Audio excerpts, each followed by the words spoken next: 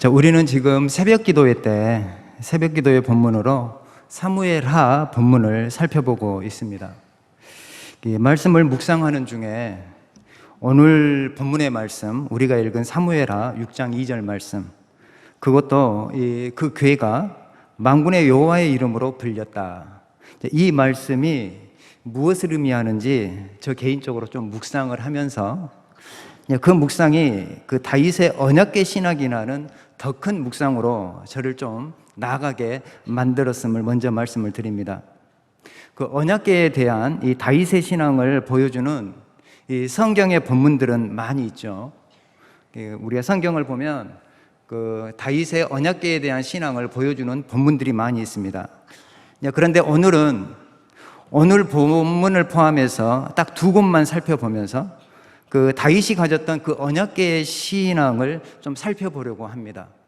과연 다윗이 언약궤를 어떤 식으로 받아들였는지 하면서 우리가 들어야 할 영적인 교훈이 무엇인지 한번 살펴보도록 하겠습니다. 자, 우리가 잘 알다시피요, 이 언약궤는 모세 때 하나님의 명령으로 만들어졌습니다. 하나님이 왜 언약궤를 만들게 하셨을까요? 하나님은 분명한 목적을 가지고 언약궤를 제작하도록 명령하셨을 것이라 우리는 생각해 볼 수가 있습니다. 언약궤에 대한 바른 태도는 하나님의 이러한 의도를 알 때 가능합니다.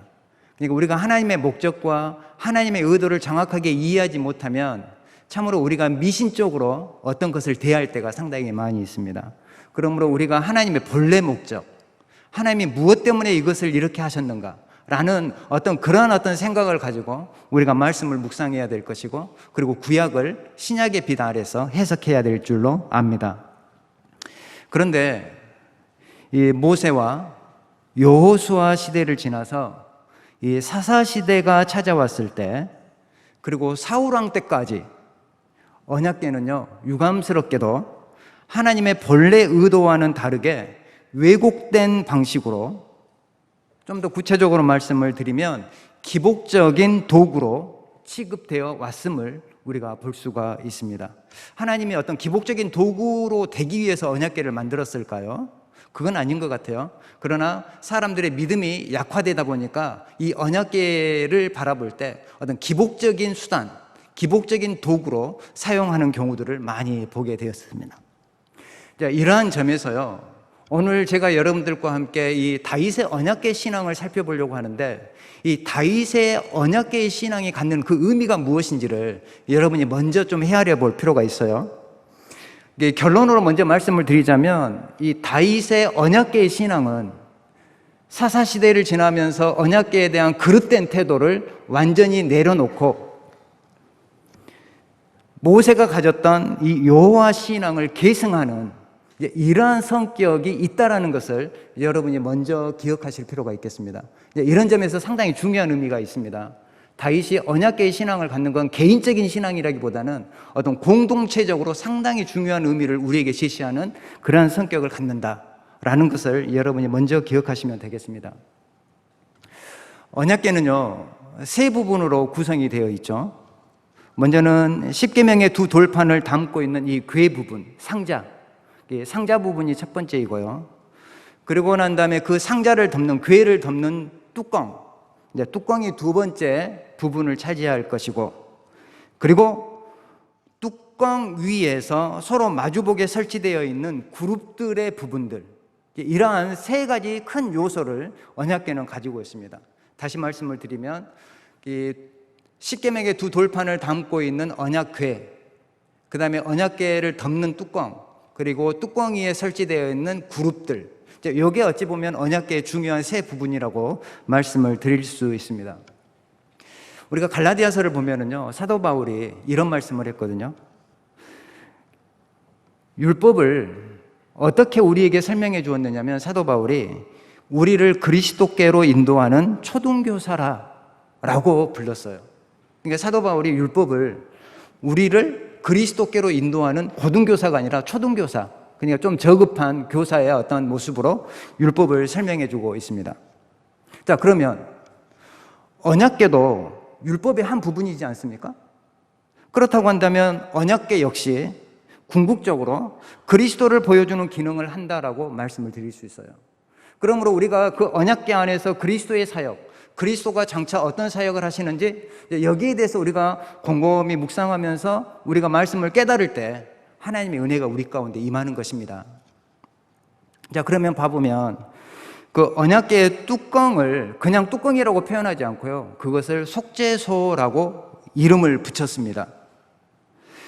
왜 속죄소라고 이름을 붙였는가 하면 말씀이 담겨져 있는, 그리고 말씀이 선포되어지는 그 자리에서 하나님의 죄사함의 은혜가 베풀어지기 때문에 그것을 속죄가 이루어지는 장소 해서 속죄소라는 뚜껑을 이름을 불렀습니다.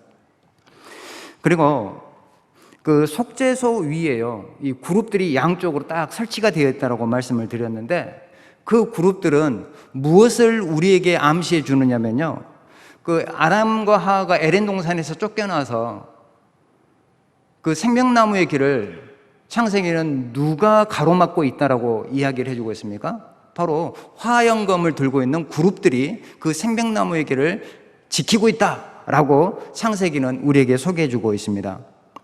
이것은 죄가 있는 그 어떤 것도 하나님 가까이 다가올 수 없음을 의미하는 겁니다. 그러니까 죄가 있는 상태에서는 생명나무의 길을 갈 수 없다는 것을 이 그룹들이 우리에게 보여주고 있는 거예요. 그러니까 죄의 문제가 해결되어야만 하나님께 갈 수 있는 거예요. 이것을 우리에게 보여주고 있는 대목이고요. 그리고 언약궤가 성막에서 어느 장소에 설치가 되어 있습니까? 우리가 잘 아는 대로 이 언약궤는 성막의 가장 안쪽인 지성소에 놓여 있는 것입니다.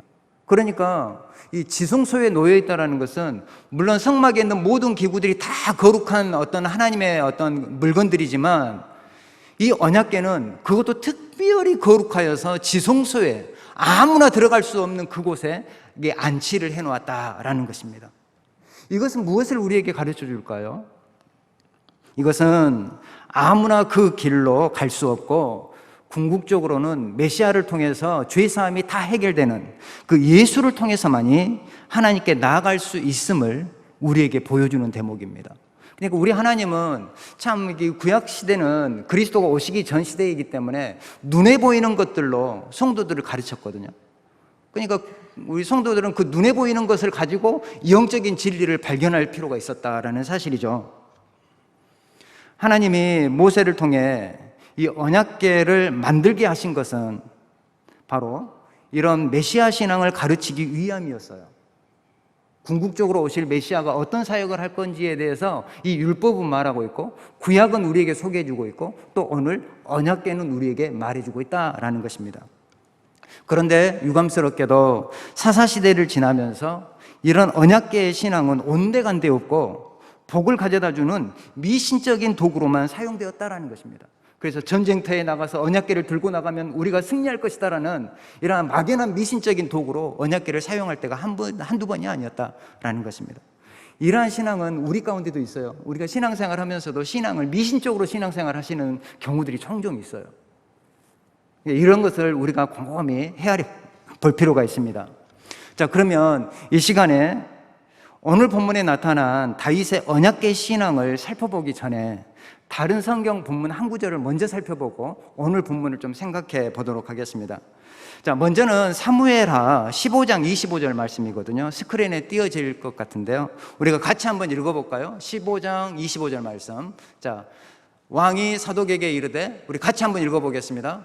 왕이 사독에게 이르되, 보라, 하나님의 궤를 성읍으로 도로 메어가라. 만일 내가 여호와 앞에서 은혜를 입으면 도로 나를 인도하사 내게 그 궤와 그 계신대를 보이시리라. 이 본문의 배경을 먼저 제가 잠깐 설명해 드리겠습니다. 이 압살롬, 다윗의 아들이죠. 압살롬이 반역을 했어요. 그래서 아버지 다윗이 이제 피신을 떠나야 될 상황이 되었습니다. 그래서 다윗이 예루살렘을 떠나 도피 생활을 해야만 했는데, 그때 제사장이었던 사독이 언약궤를 메어다가 다윗이 있는 곳으로 운반하려고 했습니다. 그때 다윗은 어떻게 했느냐면 언약궤 운반을 금지하면서 내가 은혜를 입으면, 하나님의 은혜를 입으면 그 궤와 그 계신대를 보게 하실 것이다 라고 말씀하는 대목에서 나오는 본문입니다. 여기에서 좀 주목이 가는 대목은 어떤 거냐면요, 성경 표현을 보면 그 궤와 그 계신대라는 표현이에요. 이것을 우리가 찬찬히 묵상해 보면 이 다윗의 신앙이 나와요. 언약궤에 대한. 어떤 신앙이냐면요, 이것은 기본적으로 액면 그대로 보면 궤가 있는 곳이 곧 하나님이 머무시는 곳이다라는 생각을 가지고 있었어요, 다윗은. 자, 다시 한번 정리해 볼게요. 궤가 있는 곳에 하나님이 머무르신다. 이런 어떤 기본적인 생각을 다윗은 가지고 있었어요. 그런데 중요한 건 어떤 거냐면요, 다윗은 결코 이 궤 자체를 어떤 신령한 것으로 보지는 않았어요. 궤 자체는 그냥 상자예요, 상자. 좀 더 속된 말로 말하면 궤짝이에요, 궤짝. 뭘 담는 궤짝이에요, 그 자체만으로는. 다윗은 이 궤 자체가 중요하다고 생각한 것이 아니고요, 하나님의 말씀을 담고 있는 궤가 다윗에게 중요했던 것이다라는 겁니다. 다시 한번 정리해 볼게요. 다윗이 정말로 중요했던 것은 하나님의 말씀을 담고 있는, 그러니까 십계명이죠. 십계명을 담고 있는 그 궤가 있는 곳이 곧 하나님이 머무르시는 곳이다 라는 생각을 기본적으로 가지고 있었어요. 자, 사랑하는 성도 여러분, 우리가 이것을 찬찬히 생각해 보면 다윗은 분명 구약 사람이지만 신약적인 믿음을 가지고 있어요. 신약적인 믿음을 가지고 있는데 그게 어떤 거냐면요, 다윗은 하나님의 말씀이 있는 곳이 곧 하나님이 있는 곳으로 생각을 했어요. 하나님의 말씀이 선포되는 곳에 하나님이 머무신다. 자, 이것을 우리가 요한복음에 비추어서 보자면 이 다윗은 어떤 생각을 가지고 있었느냐면 하나님의 말씀과 하나님을 같이 보았다라는 증거예요. 그리고 우리 사도 요한도 말씀이 육신이 되어 말씀이 하나님과 함께 계셨으니 말씀이 하나님과 같았더라, 함께 있었더라. 이게 상당히 중요한 다윗의 언약궤 신앙이라고 저는 생각합니다. 궤짝이 중요한 게 아니라 말씀을 담고 있는 궤가 중요하다라는 것을 우리가 다시 한번 주목할 필요가 있고요. 자, 그러면 이제 딱 한 가지만 더 말씀을 전하고 말씀을 좀 정리하려고 하는데요, 오늘 본문은요, 이 다윗의 언약궤 신앙을 좀 더 구체적으로 우리에게 보여준다라고 저는 생각합니다. 자, 오늘 본문을 다시 한번 읽어보면은요, 이 사무엘하 6장 2절 말씀인데 그 본문을 보면 이렇게 되어 있죠. 다윗이 일어나 자기와 함께 있는 모든 사람과 더불어 바알레 유다로 가서 거기서 하나님의 궤를 메어 오려 하니 그 궤는 그룹들 사이에 좌정하신 만군의 여호와의 이름으로 불리는 것이라. 이렇게 기록해주고 있는데요. 자, 이 본문에서 중요한 건 어떤 거라고 생각하십니까? 자, 이 본문에서 중요한 건 왜 궤가 여호와의 이름으로 불리게 되는가? 이걸 우리가 해결해야 돼요. 이게 상당히 중요한 대목이거든요. 왜 궤가 여호와의 이름으로 불리는가? 그리고 여호와의 이름으로 불린다라는 게 무엇을 의미하는가? 이것을 우리가 제대로 이해하지 못하면 이 본문 정확하게 이해하지 못한 거예요. 만약 다윗이 임의로 궤를 여호와의 이름으로 불렀다라고 한다면 이건 잘못된 것이죠. 그냥 다윗의 어떤 개인적인 어떤 신앙의 발로에서 임의로 궤를 여호와의 이름으로 불렀다, 이건 잘못된 거예요. 이건 마치 뭐가 비슷하냐면요, 그러면 아론이 금송아지를 하나님으로 섬긴 것과 다를 바가 없어요. 제가 지금 여러분의 무엇을 말하려고 하는지 이해가 되시죠? 인간적인 것을 사람이 임의로 거룩한 속성을 부여해가지고 거룩한 것으로 만들 수 없다라는 것입니다. 이게 중요한 대목이에요. 다시 한번 말씀드릴게요. 인간적인 것을 사람이 임의로 거룩한 속성을 부여하여서 거룩한 것으로 만들 수 없다라는 것입니다. 이 점에서 보면 우리가 잘 알고 있는 이 가톨릭, 천주교는요, 여기에서 상당한 많은 오류를 지금 범하고 있어요. 왜 그런가 하면 가톨릭은 이러한 오류를 많이 범하여서 잘못된 교리를 만들어다가 신자들을 올가매고 있어요. 가장 대표적인 게 칠성례.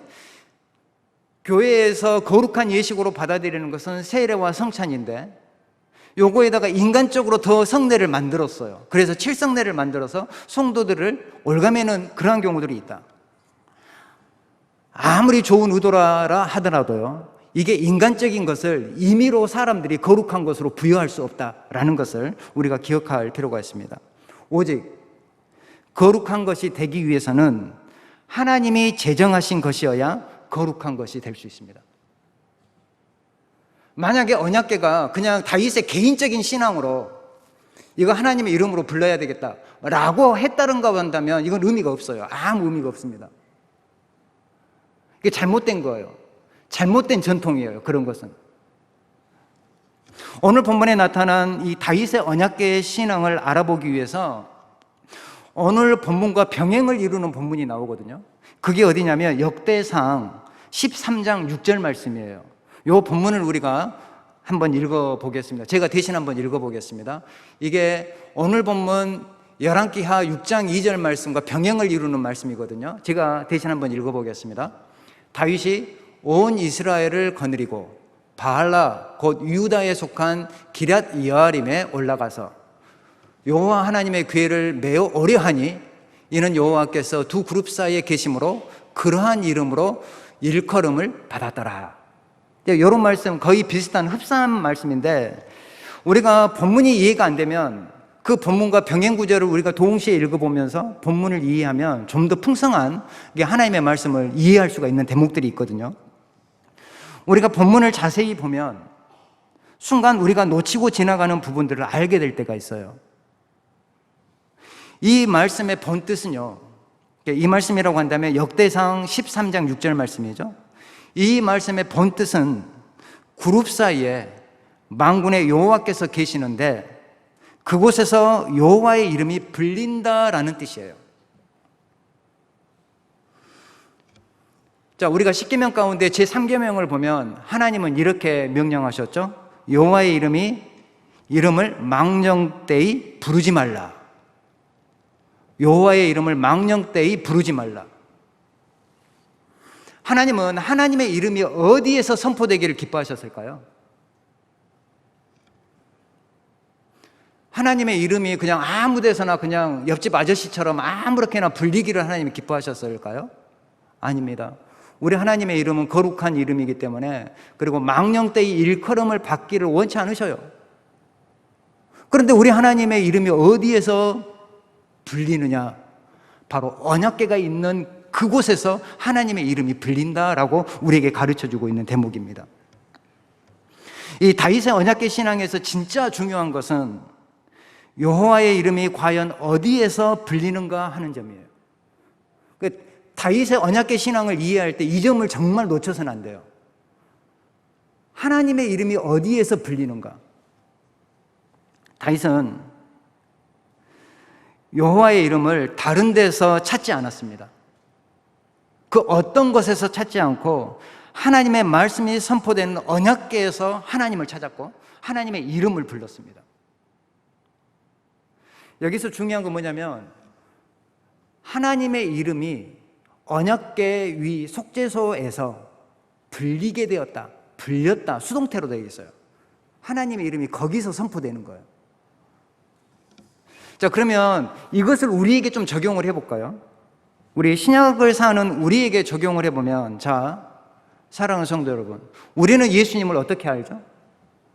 우리는 예수님을 무엇을 통해서 알 수 있습니까? 우리가 흔히 말하면 성경을 통해서 알아요. 성경 이외에 하나님을 알 수 있는 곳은 없어요. 우리가 예수님을 무엇을 통해서 예수님을 알 수 있습니까? 성경을 통해서 하나님을 알아요. 성경 말고 다른 데서 하나님을 안다, 예수님을 안다 하면 거의 대부분 다 이단들이에요. 이거 안 그래요. 우리 하나님은 오직 하나님의 말씀에서만 자신을 드러내기를 기뻐하셨다는 것입니다. 오직 하나님의 말씀인 성경을 통해서만 하나님과 예수 그리스도를 제대로 알 수 있는 것입니다. 다윗의 언약궤 신앙은 오직 말씀을 담고 있는 언약궤에서 하나님의 이름이 선포됨을 신앙하는 것이라고 말씀을 드릴 수 있는 거예요. 이 다윗이 가지고 있었던 언약궤의 신앙은 그냥 단순한 신앙이 절대 아닙니다. 거의 신약 성도들이 가지고 있는 예수 그리스도에 대한 신앙, 하나님의 말씀을 통해서 배우는 하나님에 대한 신앙, 요 신앙을 다윗은 지금 가지고 있었고, 그 신앙이 곧 모세가 우리에게 율법을 통해서 말해주고자 했던 핵심 내용이었다라는 사실입니다. 말씀을 정리하겠습니다. 다윗은 언약궤를 미신적으로 신앙하지 않았습니다. 사랑하는 성도 여러분, 우리가 신앙생활 하다 보면 미신적으로 신앙생활하는 경우들이 많이 있어요. 너무나도 우리의 신앙이 연약하고 정말로 지푸라기 같지도 않는 그 신앙을 가지고 있을 때가 너무 많아요. 말씀의 견고함을 가지시기를 바랍니다. 하나님의 말씀 안에 우리의 신앙을 세워가지 않으면 이건 모래 위에 지은 집과 같아요. 그래서 세상에 위기가 찾아오면 언제든지 우리의 신앙을 버려버릴 수 있는, 이러나 정말로 보잘것없는 신앙이 될 수 있어요. 그러므로 우리의 신앙을 어디 위에 세워야 되느냐면 하나님의 말씀 안에서 우리가 하나님에 대한 신앙, 그리고 예수 그리스도에 대한 온전한 신앙 고백을 가져야 그게 바른 믿음이라고 믿습니다. 인격적으로 우리에게 찾아오실 예수 그리스도에 대한 신앙을 언약궤 안에서 다윗은 발견했다라고 봅니다. 그래서 다윗은 좀 더 궁극적으로 보면 오실 그리스도를 이 율법 안에서, 그리고 언약궤 신앙 안에서 발견했다라는 사실입니다. 사랑하는 성도 여러분, 우리의 신앙을 다시 한번 점검하고 하나님 보시기에 아름답고 견고하고 흔들리지 않는 그러한 온전한 믿음을 갖는 우리 모든 성도들 되기를 간절히 소원합니다.